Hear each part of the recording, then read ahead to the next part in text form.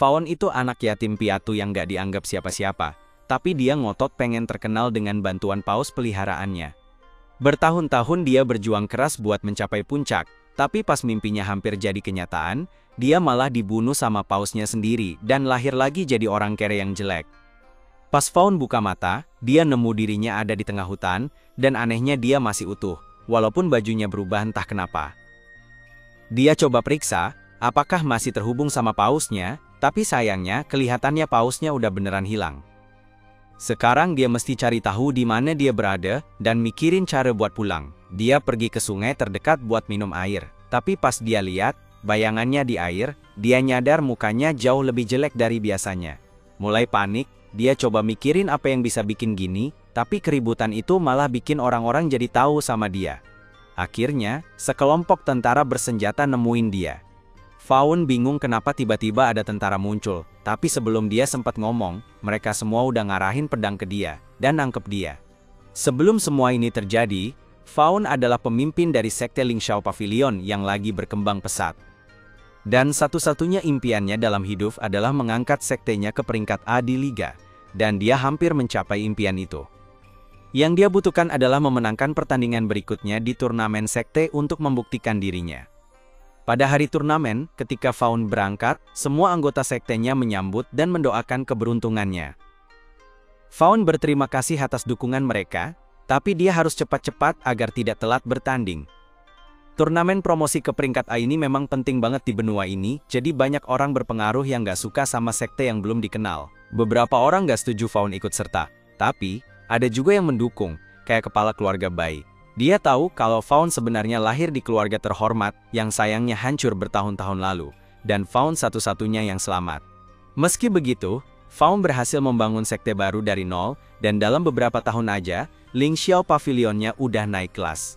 Pertumbuhan secepat ini jarang banget terjadi, tapi alasan Fawn kuat banget itu karena dia punya pemahaman mendalam tentang hewan spiritual yang ada di dunia ini. Pertandingan dimulai, Fawn melangkah ke arena, dan dengan sekali gerakan tangan, dia memanggil ikan paus raksasanya, Mian. Lawannya kagum melihat aksi Fawn, karena jelas banget kalau dia udah usaha keras buat ngerawat peliharaannya. Tapi, bukan cuma Fawn yang punya peliharaan keren. Master Hong menangkupkan tangannya membentuk bola api, dan dari api itu, dia memanggil kera raksasanya buat tanding seimbang sama Fawn. Dia penasaran banget mau lihat apa yang bisa Fawn lakuin, jadi pas pertandingan dimulai, kedua peliharaan itu langsung saling serang dan bentrok di tengah arena. Si kera ngasih pukulan uppercut yang bikin Mian terkapar, tapi Mian cepat bangkit dan balas dengan semburan air bertekanan tinggi. Fawn terus nyuruh Mian nyerang Hong langsung, jadi Hong terpaksa lari dan menghindar sampai si kera nangkep Mian dari mulutnya, dan mulai ayun-ayun di stadion. Panitia acara seharusnya pasang penghalang atau semacamnya, soalnya angin dari ekor Mian aja bikin penonton kerepotan, dan pas si kera ngelempar pausnya, pasti bakalan ngancurin orang-orang kalau Fawn gak cepet-cepet ngendaliin lagi. Terus dia terbang ke udara bareng Mian dan siap-siap pakai jurus spesialnya, tapi Hong udah siap-siap juga. Jadi, pas Mian nyerang pakai air, Hong sama monyetnya bisa blok dan ngindar dengan gampang. Si monyet terus terbang ke langit, dan kayaknya udah penuh deh ultimate bar-nya, atau gimana gitu soalnya dia berubah bentuk, dan ngelempar tinju api, langsung ke arah Fawn dan Mian. Beberapa pendukung Fawn mulai khawatir karena tinju raksasa itu kelihatan serem banget, tapi Fawn santai aja. Dia masuk ke pertarungan ini udah tahu banget seberapa jagonya Hong, tapi dia tetap yakin bisa menang soalnya dia punya trik spesial yang bisa dia pakai. Dia ngelakuin teknik buat naikin pausnya ke bentuk kedua, dan saat pukulan api mendekat, Mian menelannya bulat-bulat. Si kera terus menyerang, tapi dengan keahlian Fawn, Mian bisa menyerap energi semua serangan, sampai akhirnya memuntahkannya kembali ke si kera. Tapi pas Fawn kelihatannya mau menang, tiba-tiba ada yang aneh terjadi sama Mian. Tubuhnya mulai membusuk di depan mata Fawn, dan tiba-tiba Mian mulai mengamuk di stadion. Fawn gak tahu apa yang terjadi, tapi dia nggak bisa biarin Mian melukai orang-orang yang gak bersalah, jadi dia coba batalin panggilannya. Tapi entah kenapa nggak berhasil, dan begitu Mian sadar kalau Fawn sedang coba untuk menghilangkannya, dia berbalik dan menelan Fawn bulat-bulat.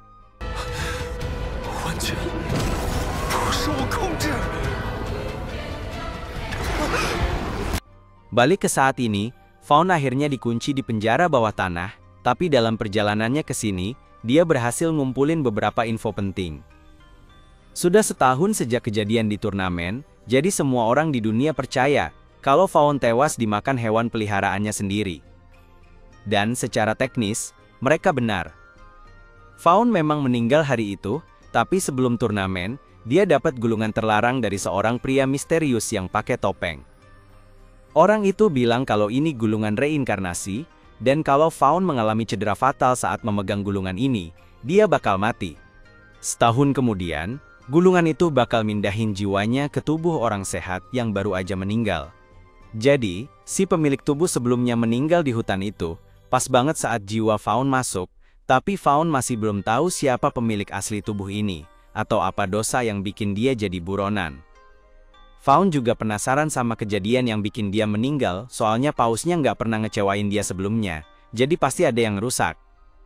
Apapun itu, dia harus keluar dari sini kalau mau cari info lebih banyak, jadi dia coba manggil hewan spiritual dari tubuh ini buat lihat bisa bantu apa enggak. Tapi yang dia dapat cuma anjing, pudel, sama kaktus. Ini kelihatannya gak bagus buat dia, tapi dia pengen tetap optimis, jadi dia minta mereka nunjukin kemampuan spesial mereka. Sayangnya, yang bisa dilakuin pudel itu cuma pipis di lantai. Sedangkan kaktusnya bisa bikin sulur panjang buat ngikat orang, dan untungnya kemampuan ini lumayan berguna, tapi tetap aja dia gak bisa kabur kayak gini.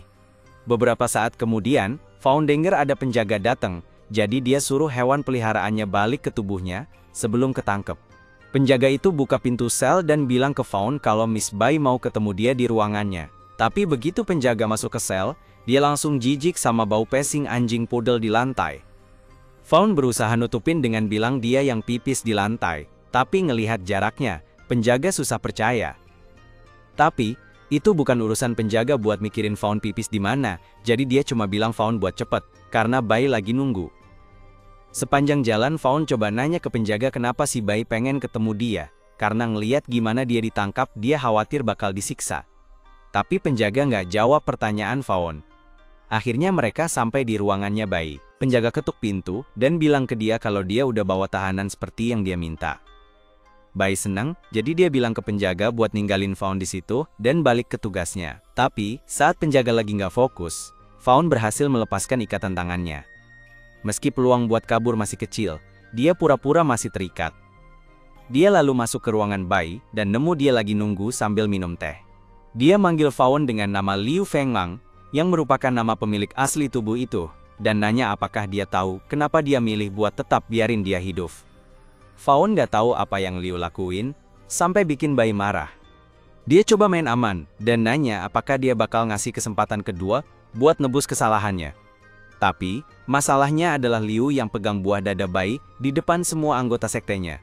Fawn sebenarnya nggak ada hubungannya sama itu, tapi Bai nggak tahu kalau dia reinkarnasi ke tubuh Liu dan meskipun dia cerita, Bai mungkin nggak bakal percaya. Jadi dia coba minta maaf, berharap Bai mau maafin.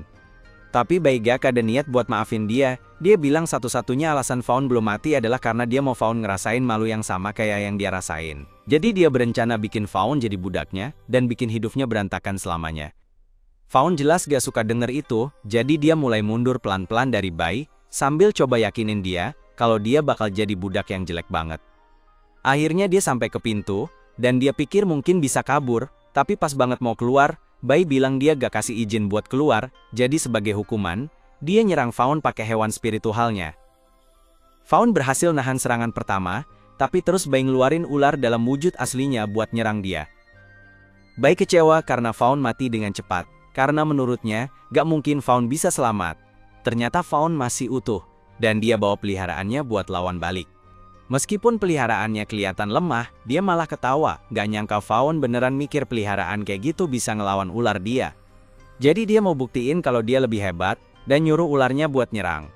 Fawn juga harus ngelakuin sesuatu, jadi dia nyuruh anjing pudel bernama Juan buat maju. Awalnya, Juan kelihatan kayak bakal jadi makanan ular, tapi terus Fawn ngendaliin gerakan Juan, dan tiba-tiba dia bisa ngehindar dengan lincah. Bai nggak nyangka pudel bisa lebih cepat dari ularnya, tapi Fawn masih punya trik lain yang belum dikeluarin. Kaktusnya udah siap, jadi Fawn kasih perintah buat loncat ke arah ular Bai, sementara Juan lagi bikin ular itu teralihkan. Kaktusnya meluncur tepat di sisi kepala ular, Dan sekarang Juan sama kaktusnya lagi lari-lari bikin ular itu bingung. Bai takjub banget karena Fawn bisa ngendaliin dua peliharaan sekaligus dengan jago. Tapi dia masih punya rencana. Dia nyuruh ularnya buat muter cepat-cepat biar Juan dan kaktusnya terpental, dan begitu ular itu bebas dari lilitan kaktus, dia ngikutin kaktus itu di udara dan memakannya. Bai seneng banget karena dia pikir udah menang, tapi ternyata ini semua bagian dari rencana Fawn, jadi dia ambil alih kendali kaktus lagi. Dari dalam mulut ular, dia ngiket ular itu. Dan entah kenapa, ular itu malah seneng.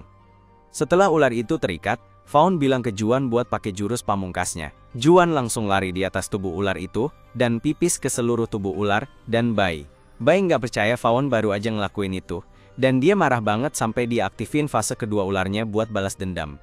Tiba-tiba, ular Bai menyelimuti dirinya dengan api buat bakar ikatannya, dan hampir aja ngebakar kaktus sampai mati. Ular itu terus ngibasin Juan, dan dia jatuh, jadi Fawn manggil mereka berdua balik biar nggak mati. Dan sekarang, setelah hewan peliharaan Fawn sudah gak ada, Bai memutuskan buat nyerang Fawn juga. Ular dia maju, ngejatuhin Fawn ke air. Fawn hampir tenggelam dan mulai khawatir bakal mati di situ, tapi terus dia ngeliat sesuatu berenang lewat mukanya. Itu bikin dia dapat ide bagus. Di permukaan, Bai lagi pakai air kolam buat bersihin sepatu dari pipis anjing, terus tiba-tiba Fawn muncul dari air. Dia kaget karena ngira Fawn udah tenggelam, tapi ternyata Fawn berhasil berteman sama ikan lele di kolam, dan bikin itu jadi peliharaannya. Bai ngeledek dia, karena kelihatan putus asa banget. Semua orang tahu kalau ikan lele itu peliharaan yang nggak bisa diandalkan. Ya, emang bisa dibesarin jadi kayak paus yang hampir nggak bisa dikalahin, tapi setelah ada satu paus yang ngamuk dan ngebunuh pemiliknya, spesies itu jadi dikenal sebagai pembunuh majikan. Fawn berusaha bilang kalau itu bukan salah si paus, ada yang sabotase. Tapi Bai nggak percaya aja. Dan walaupun percaya, nggak bakal ngubah apa-apa, karena semua lele di negara ini udah dimusnahin atas perintah League. Satu-satunya alasan ada lele di sini, karena kakaknya Bai suka ngumpulin hewan peliharaan dari spesies yang udah punah. Bisa jadi, ini adalah lele terakhir di seluruh benua. Lagian, satu-satunya orang yang tahu cara ngebangkitin potensi sejati dari seekor lele itu cuma si master dari pavilion Ling Xiao, tapi dia udah lama meninggal, jadi lele sekarang udah kayak gak ada gunanya. Fawn udah gak kuat denger Bai ngejelekin lele terus, dia langsung nyuruh Bai diem. Bai yang gak terima disuruh gitu langsung ngamuk dan mutusin buat ngabisin Fawn saat itu juga. Dia kirim ular peliharaannya buat nyerang, tapi Fawn bisa nangkep taring si ular dan nahan itu, ular cukup lama biar lele barunya bisa siap-siap. Si Mian, lele barunya Fawn, berenang di udara, muter-muter sampai dia ada di belakang si ular. Dan pas Fawn kasih aba-aba, ikan lele itu gigit ekor ular, dan mulai nyedot. Bai sampai nggak percaya sama matanya sendiri. Karena cuma master yang udah almarhum dari pavilion Ling Xiao yang bisa ngelakuin teknik itu. Tapi ikan lele Fawn berhasil nyedot ular Bai sampai habis dimakan. Sekarang Bai bener-bener nggak bisa apa-apa, dan dia nggak punya cara buat nahan Fawn kabur. Jadi Fawn keluar dari kolam dan langsung lari. Gak lama, penjaga dari keluarga Bai tahu Fawn kabur, jadi beberapa serigala dikerahin buat ngejar dia. Dan kalau kamu pernah dikejar serigala, kamu pasti tahu itu nggak seru banget. Fawn udah berhasil kabur terus. Tapi kayaknya dia gak bakal lama lagi bebas. Nah, pas udah deket ujung gunung, dia kepikiran ide gila. Dia mau lompat. Dia tahu pasti gak ada penjaga yang bakal gila ngikutin lompat. Tapi dia tetap harus mikirin cara biar selamat dari jatuhnya. Jadi, dia panggil kaktus dan pakai sulurnya buat ngeraih puncak salah satu batuan di sana. Terus, dia pakai momentum buat ngeluncur ke gunung sebelahnya. Jaraknya udah jauh banget, jadi penjaga gak bakal bisa nangkep Fawn sekarang. Semalaman penuh mereka cari Fawn, tapi gak ketemu. Jadi, besok paginya, mereka balik ke tempatnya. Bai buat kasih tahu kabar buruk. Mereka gak bisa nemuin jejak sama sekali di gunung. Jadi, mereka mikir kalau Fawn mungkin jatuh dan meninggal di sana. Tapi Bai kayaknya gak begitu percaya. Fawn udah bikin malu banget, jadi gak mungkin dia bisa terima kalau Fawn mati di gunung. Dia marahin pengawalnya karena gak bisa diandalkan. Dan minta mereka terus cari Fawn soalnya dia mau Fawn ketemu, hidup atau mati. Pas banget, kakaknya Bai datang, karena dia dengar kabar soal kejadian itu, jadi dia minta Bai kasih tahu nama orang yang bikin semua masalah ini. Sementara itu, Fawn bangun dengan seekor burung berdiri di wajahnya, dan dia baik-baik saja, tapi dia berharap semua yang terjadi semalam cuma mimpi. Di rumah Bai, dia baru aja cerita ke kakaknya semua yang Fawn lakuin ke dia. termasuk soal Fawn pakai ikan lele buat makan ular peliharaannya. Dia minta kakaknya buat bales dendam, tapi kakaknya Bai malah gak peduli sama masalah sepele ini. Dia lebih kesal karena Fawn ngambil ikan lele edisi terbatas yang dia punya buat koleksi spesies langkanya. Bai jadi marah karena kakaknya gak anggap serius masalahnya. Dan dia kesal karena dia nggak tahu ikan lele saat itu begitu kuat. Tapi, kakaknya Bai bilang kalau spesies ikan lele itu sebenarnya nggak terlalu kuat. Malah, nggak ada yang istimewa dari itu selain kemampuan alaminya buat melahap barang-barang, tapi itu cuma berlaku buat target yang diam untuk waktu tertentu. Bahkan saat mereka berevolusi jadi paus, mereka nggak terlalu kuat, jadi secara keseluruhan, ikan lele itu nggak ada gunanya buat bertarung. Tapi ada satu pengecualian dari aturan itu. Ikan lele di bawah kendali Master Fawn Ling Xiao bisa jadi sangat tangguh. Tapi orang itu udah meninggal, dan nggak ada yang tahu rahasia tekniknya. Ngomongin soal Fawn, dia sekarang lagi beternak ikan lele di puncak gunung sambil mikirin semua kejadian yang bikin dia sampai di sini. Di kehidupan sebelumnya, dia gagal capai tujuannya, dan semua warisan yang dia bangun susah payah hancur gara-gara insiden itu. Tapi dia nggak mau nyerah, dan berapa lama pun waktu yang dibutuhin, dia bersumpah bakal jadi yang teratas dan membuktikan diri ke dunia.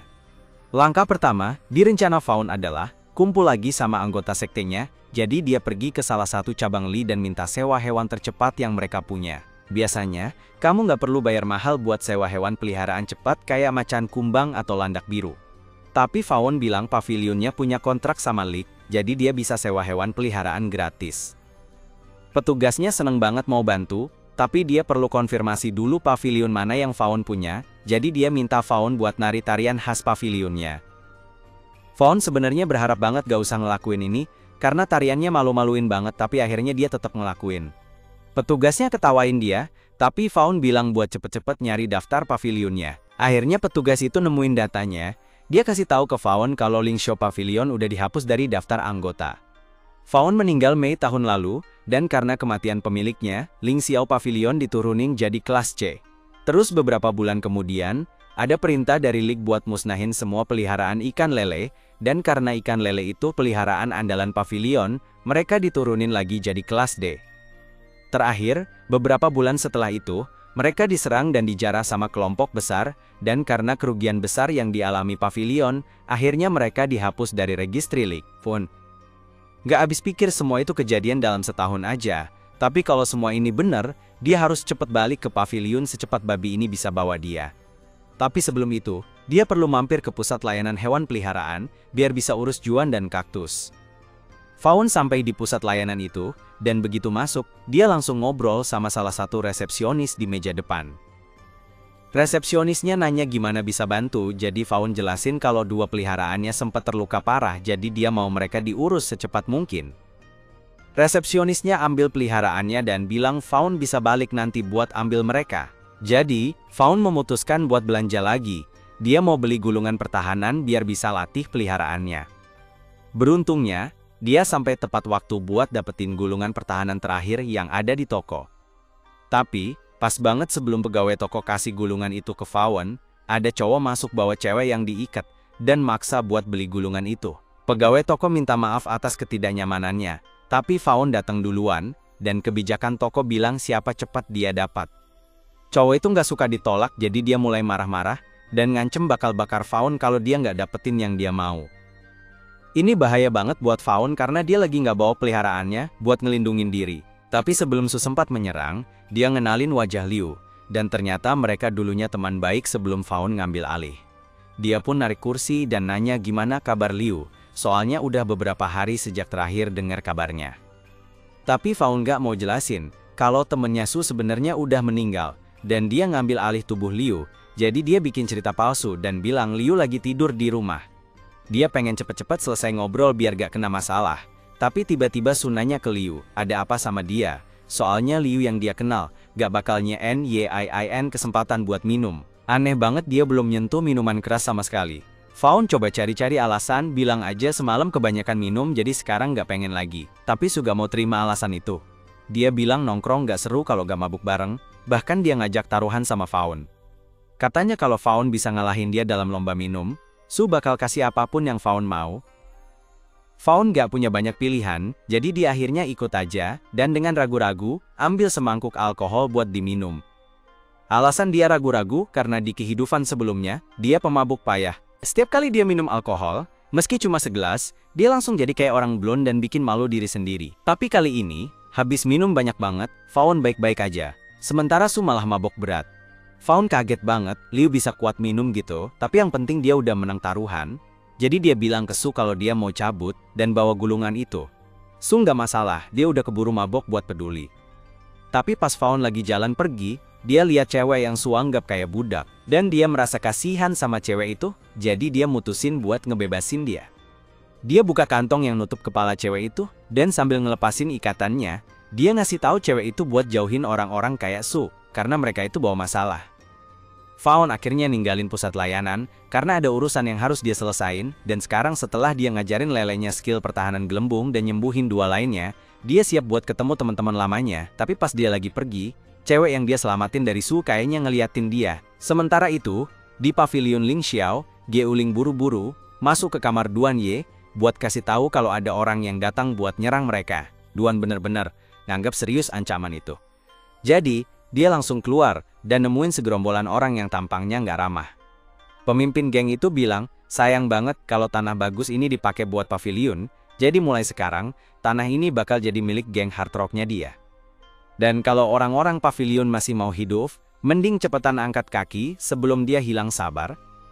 Si pemimpin geng kelihatan pede banget, gak bakal ada yang berani lawan, soalnya pavilion Ling Xiao susah banget dikuasain. Tapi Duan Ye bilang, meskipun status mereka sekarang udah turun, bukan berarti mereka lemah. Dia manggil kucing. Bayangannya Hemi. Terus dua anggota geng coba menyerang dia pakai kadal dan landak mereka. Mereka bikin si kadal lempar landak ke arah kucing.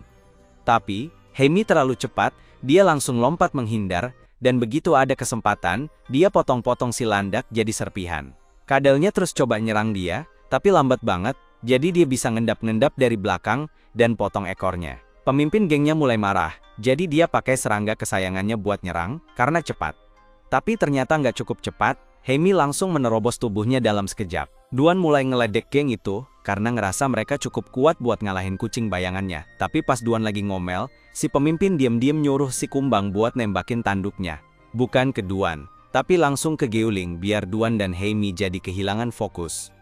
Hemi langsung buru-buru balik buat nyelamatin Geuling dan ngerusak tanduk itu.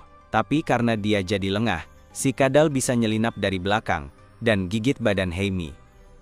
Sementara itu, Fawn baru aja sampai di pavilion dan dia seneng akhirnya bisa pulang. Tapi dia rada kaget. Ngeliat tempat ini jadi rusak banget setelah setahun dia pergi. Perawatan tempat ini belum ada yang dikerjakan dan gerbang depannya kebuka lebar. Tapi itu masalah paling kecil di sini. Dia dengar ada keributan di halaman jadi dia pergi buat periksa. Dan betapa kagetnya dia ngeliat ada kadal lagi makan tubuh Hemi. Setelah selesai, kadal itu ngebuang tubuh Hemi. Duan Ye loncat mau nangkep tubuh Hemi, tapi malah nabrak pot. Duan Ye mohon-mohon ke Hemi, buat bertahan, biar bisa diobatin, tapi udah telat. Hemi udah kehilangan banyak darah dan gak ada harapan buat sembuh. Beberapa saat kemudian, Hemi meninggal di pelukan Duan Ye. Sekarang, semua hewan peliharaan anggota pavilion udah dibunuh, bikin mereka jadi gak berdaya. Jadi bos geng langsung perintahin semua orang buat cabut dari situ. Atau dia bakal ngelakuin sesuatu yang buruk ke mereka. Pas dia ngomong gitu, dia mulai ngarahin tangan ke Geuling. Tapi sebelum dia bisa nyakitin, kadal si bos geng kena cipratan cengran kuning aneh. Bos geng langsung nengok ke atas buat nyari tahu dari mana cengran itu datang. Dan dia ngelihat Juan berdiri di salah satu ATAP. Dia bingung gimana anjing kecil itu bisa sampai situ. Pas banget, Fawn muncul dan nanya ke bos geng, ngapain dia di situ? Tapi ketua geng bilang ke Fawn buat urusannya sendiri, karena dia pikir Fawn cuma orang asing yang sok jagoan. Tapi pas Geuling lihat orang asing itu, ada sesuatu yang bikin dia inget sama mantan gurunya. Fawn gak mau ngebiarin geng itu kuasain tanah yang susah payah dia dapetin, jadi dia suruh Juan buat nyerang. Tapi ketua geng ngerasa Fawn pasti bodoh, karena mana mungkin anak anjing bisa ngelawan kadal besar. Dia suruh kadalnya buat ngelumpuhin Juan, tapi betapa kagetnya dia, ternyata Juan bisa menangkis serangan itu. Ini bikin dia bingung, karena kadal itu seharusnya jauh lebih kuat dari anak anjing. Tapi kejutan gak berhenti sampai di situ, soalnya Fawn nyuruh Juan buat pakai gerakan spesial barunya. Juan langsung lari ke depan dan nabrak kepala si kadal di perut. Bos gengnya nggak nyangka banget kalau anjing kecil bisa ngalahin kadal naganya. Tapi semua itu berkat rencana matang dari Fawn. Serangan pipis Juan namanya feeble urine, dan itu bisa bikin siapa aja yang kena jadi beberapa kali lebih lemah. Jadi begitu kadalnya kena semprotan di awal pertarungan, Fawn sebenarnya udah menang. Bos gengnya masih nggak paham gimana bisa kejadian kayak gini, tapi dia nggak mau kalah setelah berjuang sejauh ini. Jadi dia nyuruh semua anak buahnya buat manggil hewan peliharaan cadangan mereka. Para anggota geng nurut sama perintah, dan mereka rencanain buat nyerang Fawn langsung biar dia kapok, karena udah bikin malu mereka. Tapi Fawn santai aja. Dia pura-pura ketakutan, dan lari keluar gerbang buat mancing hewan peliharaan keluar, dan anggota geng semangat ngikutin karena mereka pikir udah ngejebak Fawn. Tapi pas udah di luar, mereka gak nemuin Fawn, dan baru sadar kalau semua hewan peliharaan mereka hilang. Di saat itu, Fawn ngomong dan nyuruh Mian buat makasih ke orang-orang baik yang udah kasih banyak hewan enak buat dimakan. Begitu anggota geng sadar kalau Mian itu ikan lele, mereka langsung panik. Ternyata pemimpin turnamen udah perintahin buat musnahin semua ikan lele beberapa bulan lalu, jadi mereka ancam buat laporin Fawn, karena punya ikan lele. Tapi Fawn balik ngancem bakal nyuruh Mian makan mereka, hidup-hidup kalau mereka laporin dia. Jadi anggota geng itu minta maaf atas ucapan mereka sebelumnya, dan pergi karena mereka gak mau mati. Begitu mereka pergi, Gyuling keluar, karena dia mau bilang terima kasih ke Fawn atas bantuannya. Tapi, yang bikin dia kaget, begitu Fawn lihat dia, Fawn langsung peluk dia erat-erat, bilang kangen banget. Tentu aja, Gyuling masih bingung siapa cowok ini, jadi dia gak tahu harus gimana ngadepin pelukan mendadak ini. Dia nanya ke Fawn kalau dia pernah ketemu dia sebelumnya, jadi dia mau jelasin kalau dia tuh Master Fawn Ling Xiao yang reinkarnasi ke tubuh ini, tapi terus dia inget soal pausnya. Pasti ada yang sabotase dia waktu itu buat ngebunuh dia, dan dia masih belum tahu siapa yang lakuin. Jadi, sampai dia nemuin petunjuk lebih lanjut, dia gak bisa kasih tahu identitas aslinya ke siapapun.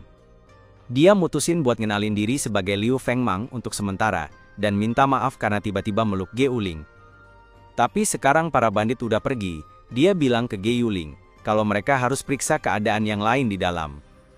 Gyuling yakin banget kalau dia gak pernah ketemu Liu sebelumnya, tapi setiap kali dia lihat Liu, auranya sama banget kayak masternya, dan dia gak ngerti kenapa. Pas Fawn balik masuk, Gyuling ngenalin dia ke semua orang sebagai orang yang nyelamatin mereka dari anggota geng. Tapi meskipun mereka semua bersyukur setelah semua kejadian itu, gak ada satupun yang mood buat ngobrol. Apalagi Duan Ye setelah Heimi meninggal.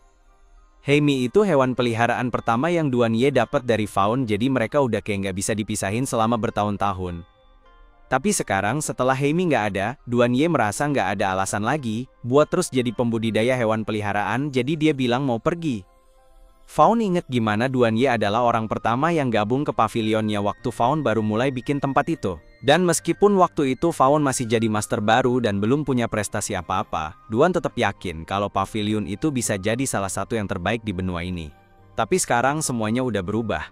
Semua anggota pavilion lain juga kehilangan hewan peliharaan mereka dalam pertarungan itu, jadi nggak ada gunanya lagi tinggal di sini. Fawn coba menghentikan Duan dan bilang, dia bisa bantu bangun ulang, tapi Duan malah ketawa dan nanya apa yang bisa dilakukan orang asing, kayak Fawn, buat bantu mereka. Gyuling memohon ke Duan biar jangan pergi, karena mereka masih perlu melanjutkan wasiat master mereka. Tapi Duan ingetin kalau Fawn Liang Xiao udah meninggal, dan dia satu-satunya yang bikin pavilion itu tetap bersatu. Jadi tanpa dia, mereka nggak ada apa-apanya. Satu persatu, anggota pavilion lainnya juga mulai pergi, karena udah nggak ada yang tersisa buat mereka di sini. Dan mereka udah kehilangan semangat buat terus berjuang. Fawn memohon mereka buat nunggu, karena kalau mereka kasih dia sedikit waktu, dia yakin bisa nyelesain semua masalah mereka, dan balikin kejayaan pavilion seperti dulu. Tapi nggak ada satupun dari mereka yang percaya sama dia, jadi meskipun Fawn nggak mau nerima, nyatanya ini benar-benar akhir dari Ling Xiao Pavilion. Besok paginya, cuma ada 3 anggota yang tersisa di pavilion, dan Gyuling sedih dengan keadaan yang terjadi.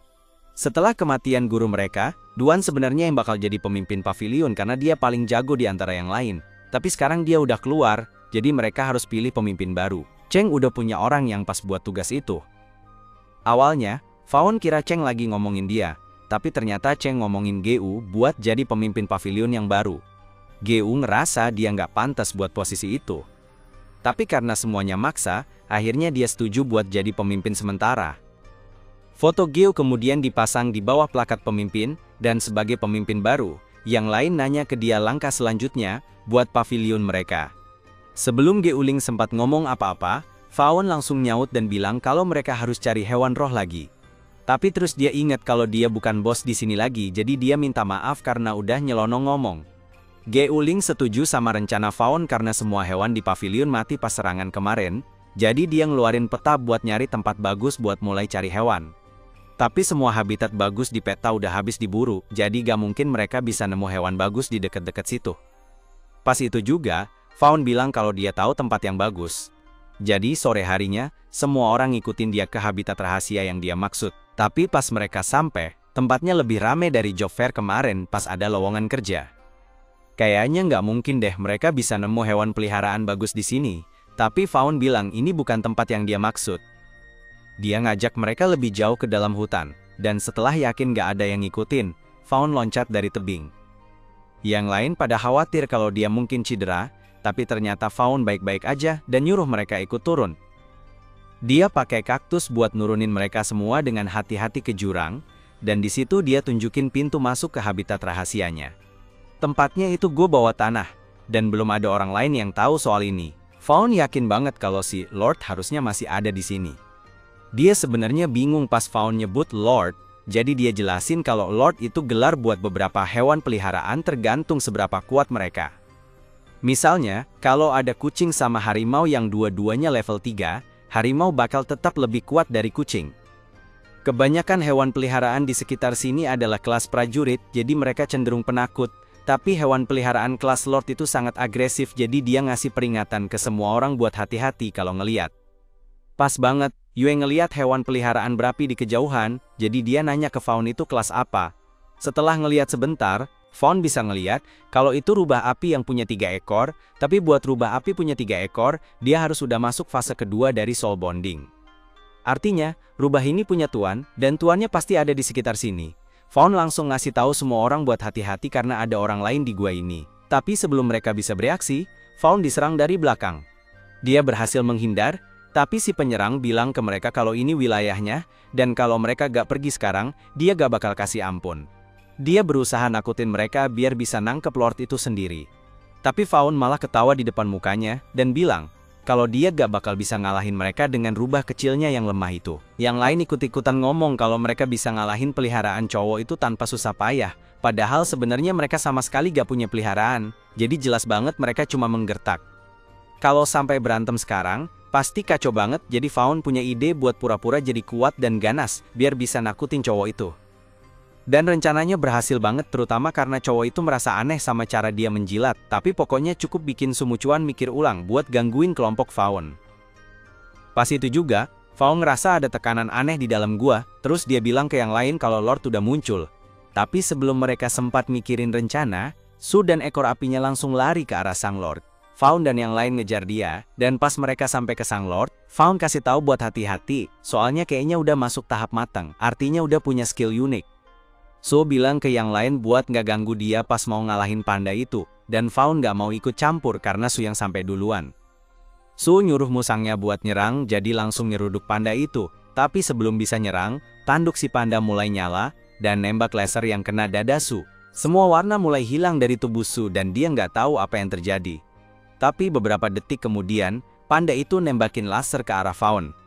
Faon berusaha keras buat ngindar, tapi meskipun udah usaha maksimal, lasernya tetap kena rambutnya, jadi dia langsung kasih tahu yang lain buat sembunyi sebelum kena juga. Tubuh Faon kemudian mulai muncul bercak-bercak ungu, dan dia khawatir kalau dia mungkin keracunan, jadi dia buru-buru manggil Juan, dan minta dia pakai kemampuan air seninya yang bisa detoksifikasi.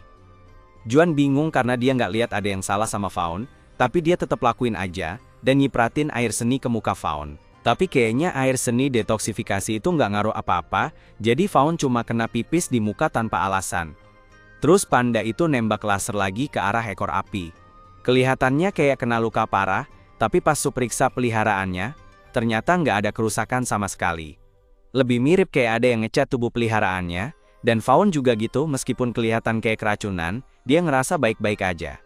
Dia cepat paham kalau kemampuan panda itu buat nyerap warna dan bikin ilusi buat ngelabui musuhnya. Dan meskipun awalnya kedengarannya nggak terlalu bahaya, susah banget ngelacak lawan kalau mereka bisa nyamar dengan sempurna. Sisi baiknya, karena perubahan warna itu nggak bikin damage, mereka cuma perlu menghindari serangan jarak dekat si panda.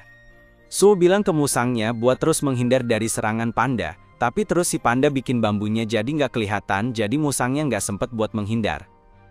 Su khawatir sama keselamatan musang api, jadi dia minta bantuan Fawn dan janji bakal berbagi panda sama dia. Entah apa maksudnya. Fawn nggak percaya sama Su, tapi dia tetap memutuskan buat bantu, jadi dia minta Fawn buat cipratin panda itu dengan pipisnya yang nggak seberapa. Hal itu harusnya bikin panda jadi lemah, jadi Fawn manggil kaktus dan nyuruh buat nyiket si panda. Tapi, mereka cepat sadar kalau itu cuma ilusi, dan panda yang asli tiba-tiba nongol entah dari mana buat nendang si kaktus. Terus, panda bikin cahaya terang banget pakai tanduknya, dan pas Fawn dan Su bisa lihat lagi, si panda udah ngilang.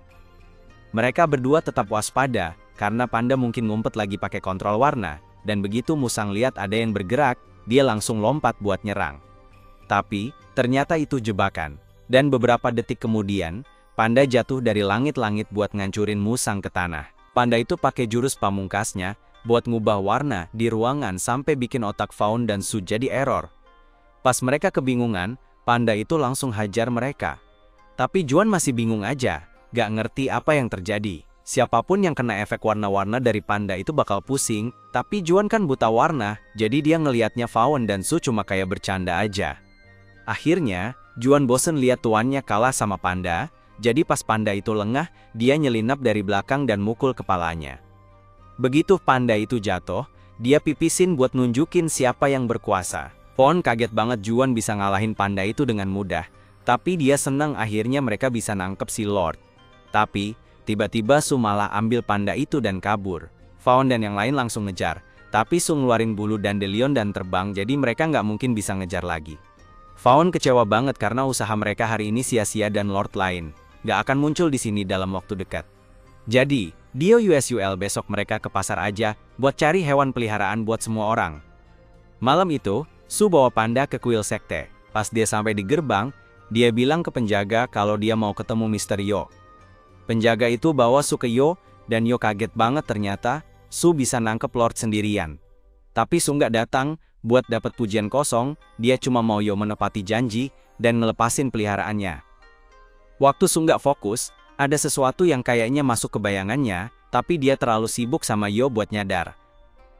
Yo nyuruh anak buahnya buat bawa keluar musang es, dan Su senang bisa lihat peliharaannya lagi. Tapi pas dia coba ngelepasin musang es, anak buah Yo malah berusaha nangkep musang api. Su bener-bener pengen tahu apa yang sebenarnya terjadi di sini, karena ini nggak sesuai kesepakatan, tapi Yo emang dari awal nggak berniat biarin Su dapetin musang ekor esnya lagi. Dia perintahkan orang-orangnya buat nangkap Sua, tapi Sua bukan orang lemah, jadi dia bisa lawan mereka dengan bantuan musang ekor api. Tapi terus Yo manggil peliharaannya, dan dari bayangan Su, muncul sosok raksasa yang langsung ngebanting muka Su ke tanah. Besoknya, Fawn dan yang lain pergi ke kota buat beli peliharaan, tapi pas Fawn lagi sibuk sama hal lain, yang lain lihat poster buronan Liu Fengmang di tengah kota. Su coba tetap berpikir positif, dan bilang mungkin itu bukan Liu yang sama, yang lagi bantu mereka. Jadi, mending kita simpan rahasia dulu, dan perhatiin aja apa yang dia lakuin buat lihat, apakah dia beneran penjahat berbahaya. Pas lagi gitu, Fawn balik ke kelompok dan lihat mereka ngumpul di sekitar papan pengumuman, terus dia nanya ada apa. Mereka semua kaget, tapi bilang ke Fawn kalau semuanya baik-baik aja. Fawn juga nggak lihat alasan buat curiga, jadi dia bilang ke semua orang buat cepet-cepet, biar bisa beli hewan peliharaan. Tapi, sebelumnya mereka perlu uang, jadi mereka ke bank dulu. Giu ngelakuin tarian pavilions buat akses akun mereka. Tapi sayangnya, petugas bank bilang kalau ada yang narik semua uang mereka beberapa hari yang lalu. Giu langsung nangis karena nggak percaya kalau mereka kena rampok semua uangnya. Lalu Fawn ingat, kalau dia yang narik uang itu waktu baru reinkarnasi. Untungnya, dia gak ngabisin semuanya, jadi dia bilang ke Geuling kalau dia punya uang buat beli hewan peliharaan, walaupun dia gak cerita dari mana uangnya. Mereka berempat langsung pergi ke pasar, dan begitu sampai di sana, siapa yang jatuh cinta sama aroma skipper ini? Dia pikir hewan itu lucu banget, tapi harganya 20 tal, dan mereka gak sanggup beli. Yue langsung aktif dalam mode tawar-menawar, dan mulai ngeyel ke penjual buat nurunin harga dengan bilang kalau aroma skipper itu jelek, membosankan, dan gak berguna. Akhirnya, dia berhasil dapetin deal bagus, tapi bikin si tukang jual jadi kurang pede. Abis lihat Yue pinter banget nego, Cheng minta bantuan Yue buat dapetin salah satu hewan peliharaan itu. Karena bentuknya yang konyol banget bikin Yue punya banyak bahan buat nawar. Sekarang, Cheng sama Gyu udah punya hewan peliharaan. Tapi Yue belum milih apa-apa buat dirinya, jadi mereka lanjut jalan-jalan di pasar. Tiba-tiba, ada cowok yang manggil Yue dan nawarin hewan peliharaan baru yang baru dia dapat. Tapi, mereka langsung sadar kalau itu panda yang kemarin dicuri Su dari mereka. Panda itu sebenarnya milik pavilion Ling Xiao, yang nuntut supaya si pemilik toko balikin panda itu segera. Tapi si pemilik toko ini tahu kalau panda itu hewan peliharaan curian, dia santai aja. Soalnya, dia kenal sama seragam Ling Xiao Pavilion, dan tahu mereka terlalu lemah buat jadi ancaman. Dia bagian dari sekte di bawah Yo, dan ini bukan pertama kalinya sekte itu ngerampok pavilion itu, jadi Geuling mulai kesal. Tapi si pemilik toko bilang ke Geuling kalau dia gak boleh nyerang dia, karena itu melanggar aturan liga untuk pakai hewan peliharaan di tempat UM. Mungkin itu benar, tapi aturannya gak bilang apa-apa soal pakai hewan peliharaan yang belum punya tuan. Jadi, Cheng nyamperin panda dan kasih ide ke dia. Setelah beberapa saat, dia dapetin perhatian si pemilik toko dan bilang kalau panda itu berhasil kabur pas dia lagi ribut sama Gu. Pemilik toko langsung panik, karena kalau Yo tahu dia kehilangan panda itu, bisa berabe. Dia buka kandangnya buat coba ngejar, tapi pas mau masuk ke lubang, baru deh dia sadar itu cuma ilusi, dan pandanya masih ada di dalam kandang. Seperti yang bisa dibayangin, si panda nggak senang. Pemilik toko langsung pingsan kena satu pukulan, tapi pandanya masih bahaya, jadi Faun khawatir bisa-bisa ada yang celaka. Tapi Yue bilang ke dia buat nggak usah khawatir, dia mendekati panda, dan cerita soal gimana sektenya udah hancur, dan selama ini dia nggak bisa bantu temen-temennya. Jadi, dia minta panda itu jadi peliharaannya, biar mereka bisa jadi kuat bareng-bareng. Panda itu ngerti perasaannya, jadi dia setuju buat jadi peliharaan Yue. Tapi ini pertama kalinya Yue punya peliharaan, dan dia belum tahu gimana caranya ikatan. Jadi, Geuling ngejelasin cara ngelakuinnya, dan nunjukin posisi yang benar. Begitu ritualnya selesai, Yue resmi terikat sama panda itu, dan Faun senang buat dia. Tapi sebentar kemudian, dia lihat musang ekor api yang diikat di toko. Dari yang dia ingat, Su tuh sayang banget sama ekor api ini, jadi Faun susah percaya kalau Su bakal jual hewan peliharaannya segampang itu. Faun ngelepasin musang ekor api dan es, terus mereka cerita kalau Su diculik dan lagi disandera. Cheng nanya ke Faun apa mereka harus coba nyelamatin Su, tapi masalahnya, sekte Yo jauh lebih kuat dari mereka dan pemimpinnya sekuat Jenderal Roh. Jadi, mereka bener-bener kalah jauh. Tapi, Faun bilang dia punya cara buat ngalahin sekte Yo, makanya dia bilang ke semua orang buat pulang dulu, karena ada sesuatu yang pengen dia tunjukin. Sebelum Faun meninggal, dia sempat nyimpen beberapa pil upgrade di bawah pohon. Pil ini bisa bikin hewan peliharaan jadi lebih kuat. Sementara itu, di sekte Yo, Su lagi dirantai dan disiksa biar dia mau putus kontrak sama hewan peliharaannya. Tapi Su tahu, meskipun dia nurut sama Yo, dia tetap bakal dibunuh. Malam itu juga, Faun dan teman-temannya mulai menyerbu, dan Su bisa dengar keributan di luar, tapi dia gak tahu apa yang terjadi. Akhirnya, kelompok Faun sampai di sel Su dan mereka di situ buat ngebebasin dia. Begitu Su dilepas, musang ekor api dan es langsung menghampirinya, dan dia seneng banget. Ngelihat mereka baik-baik aja, tapi dia bingung kenapa Faun sampai sebegitunya bantuin dia. Tapi Faun bilang aja kalau mereka lagi ada misi hari ini, dan Su cukup kuat, jadi mereka butuh bantuannya. Itu aja yang Su perlu dengar, jadi dia langsung ambil bajunya, dan semuanya berangkat buat ngegerebek sekte Yo. Beberapa saat kemudian, Yo datang, dan nemuin banyak penjaganya babak belur di lantai. Penjaga bilang kalau mereka lagi diserbu, dan Yo kaget ada yang berani nyerang sektenya. Faun lagi nyari Yo buat nantang dia, tapi malah nyasar ke ruang harta karun Yo, dan dia nggak nemuin Yo, jadi dia cuma bisa. Dan jujur aja ini jauh lebih keren.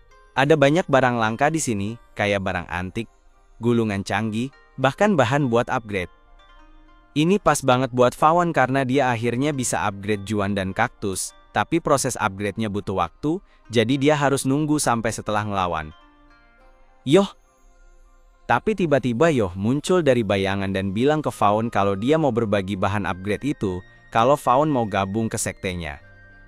Fawn bilang dia menghargai tawaran itu, tapi dia udah jadi bagian dari Ling Xiao Pavilion, dan dia ada di sini buat balas dendam buat mereka. Yo bilang ke Fawn kalau dia beneran mau balas dendam buat Pavilion, dia harusnya ngejar si pengkhianat yang ngejebak guru mereka sampai terbunuh. Fawn gak mau percaya kalau salah satu anggota Pavilionnya beneran ngehianatin dia, dan Yo nggak mau buang waktu buat ngebujuk dia, jadi dia mulai nyerang, dan langsung ngincar mata Fawn. Untungnya, kaktus bisa narik Fawn ke tempat aman, tapi Yo ngirim bayangan peliharaannya buat ngejar lagi. Fawn lari ke ruang harta buat coba kabur, tapi bayangan itu terlalu cepat jadi dia mulai ngambil barang antik dari rak, dan ngelemparin ke bayangan itu. Dia awalnya gak nyangka barang antik itu bakal ngaruh, tapi ternyata bayangan beneran berhenti ngejar dia gara-gara Yo sayang banget sama barang-barang antik itu, jadi dia ngebantuin naruh lagi di rak. Fawn dapat ide dari situ, dia nyuruh Juan buat nendang vas dari rak paling atas, dan pas jatuh ke lantai, Yo langsung teriak karena barang itu mahal banget. Abis itu, kaktus lompat ke rak dan ngejatuhin itu ke arah Yo buat ngubur dia, tapi pas Fawn kira pertarungan udah selesai, bayangannya Yo nusuk dia di dada. Dia sadar kalau bayangan itu terlalu kuat buat dilawan sendirian. Dia harus cepat-cepat kumpul lagi sama Giyu dan yang lain. Kelompoknya GU baru aja selesai, ngebebasin semua hewan peliharaan yang ditahan Yo, tapi terus dia dengar ada ledakan dari arah tempat Fawn pergi, dan dia mulai khawatir. Akhirnya, Fawn sampai juga ke kelompok Giyu, tapi dia terluka parah, jadi dia minta yang lain buat kasih dia waktu sementara Giyu, dan peliharaannya nyembuhin dia. Pas banget bayangan Yo datang dan langsung nyerang Su, tapi sebelum Su terluka, musang ekor api dan esnya loncat buat nolong dia. Musang api coba nembak bayangan itu, tapi bayangan itu menghilang dan muncul lagi di belakang Su. Bayangan itu hampir saja menghantam Su, tapi musang es berhasil menembaknya sebelum pukulan itu kena. Bayangan itu langsung kabur, jadi Fawn nyuruh Yue buat pakai skill cahaya pandanya, biar bayangan itu jadi lemah. Kayaknya manjur, soalnya bayangan itu akhirnya mundur, dan hewan GU udah selesai nyembuhin Fawn, jadi dia bisa ikut lagi dalam pertarungan. Tapi sayangnya, hewan peliharaannya Fawn masih dalam proses upgrade, jadi dia belum bisa dipakai untuk sementara.